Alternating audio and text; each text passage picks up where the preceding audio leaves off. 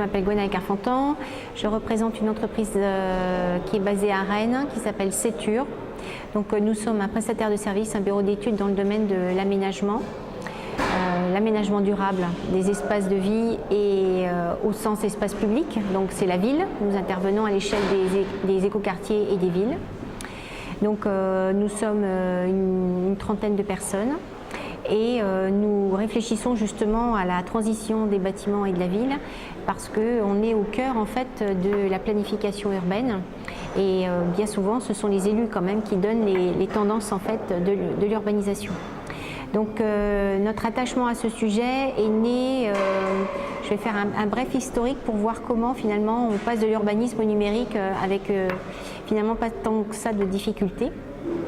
Donc en 2007, lorsqu'il y a eu les ateliers du Grenelle, il y a eu une prise de conscience totalement partagée de l'importance de l'usage à travers l'appellation écoquartier, où chaque écoquartier donnait du sens à un concept qu'on appelle le développement durable et qui va dans le sens de la mutualisation des ressources et de l'optimisation de la performance.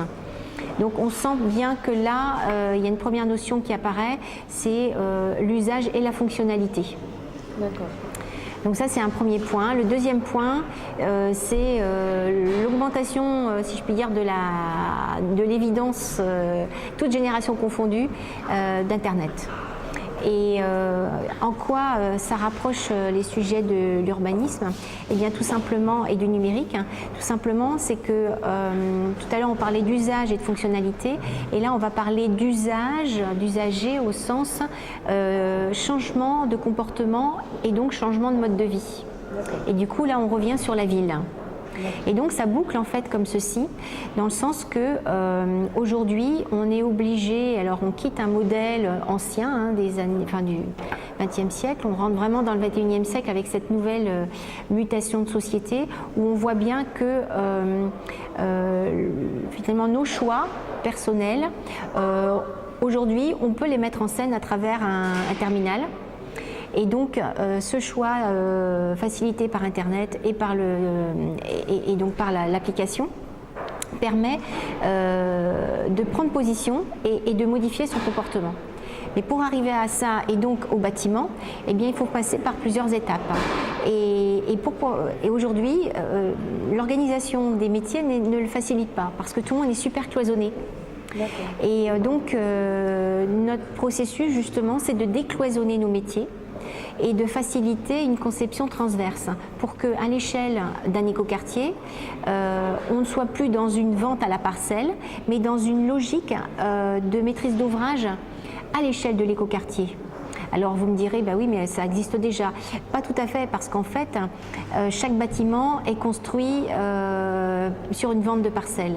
Et on ne peut pas mutualiser un bâtiment, il faudrait se mettre d'accord avec le bâtiment d'avant, d'après, enfin, c'est très compliqué. Donc en fait, ça veut dire qu'il faut faire évoluer la prise de commande de la maîtrise d'ouvrage pour faire des choix ou permettre des choix d'opérateurs à intervenir ensemble.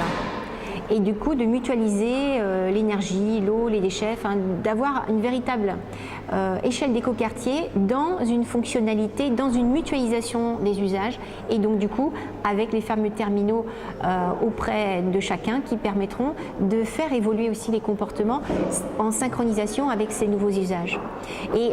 Et du coup je terminerai par notre propre mutation, c'est que en tant que professionnels, nous avons été habitués les 30 dernières années à être très cloisonnés et aujourd'hui nous décloisonnons en fait.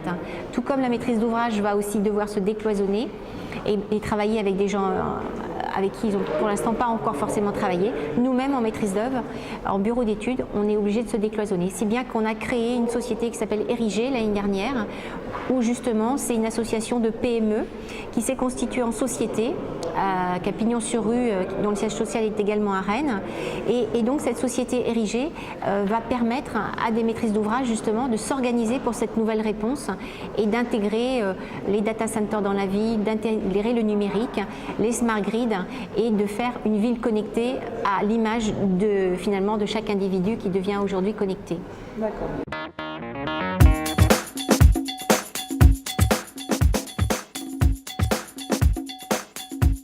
De prouver que grâce à ce désilotage des métiers, donc c'est finalement tout corps d'État bâtiment plus l'aménagement, c'est-à-dire qu'on intervient véritablement sur l'entité foncière de l'écoquartier en système macro-îlot.